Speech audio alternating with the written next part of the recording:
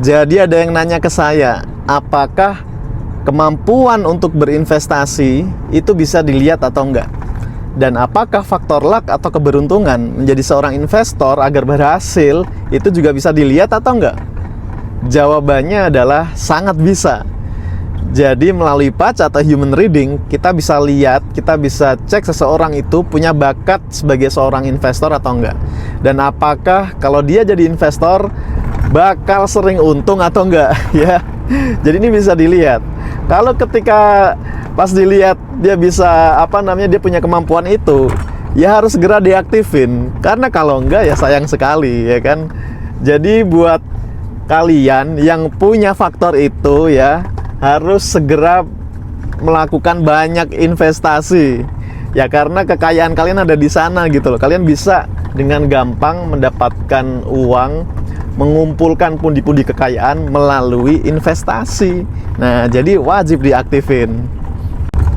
Biasanya orang yang punya bakat sebagai seorang investor, dia itu pasti minimal punya 3 kemampuan ini. Yang pertama yaitu dia bisa melakukan analisa kritis. Terus dia juga bisa melakukan pengambilan keputusan berdasarkan basis data. Jadi kemampuan analitikalnya tuh kuat banget.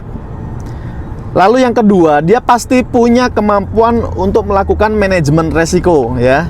Dia pinter tuh, jago untuk masalah itu. Terus dia juga sangat disiplin finansial. Nah, lalu yang ketiga, dia juga punya kemampuan untuk mengontrol emosi, atau dia sangat paham dengan yang namanya psikologi investasi.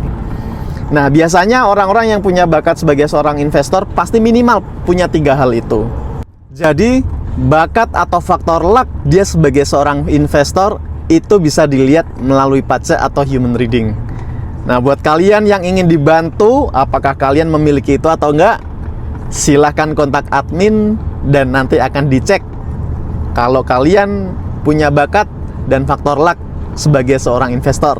Kalau punya, bersegeralah untuk berinvestasi dimanapun itu. Oke, terima kasih.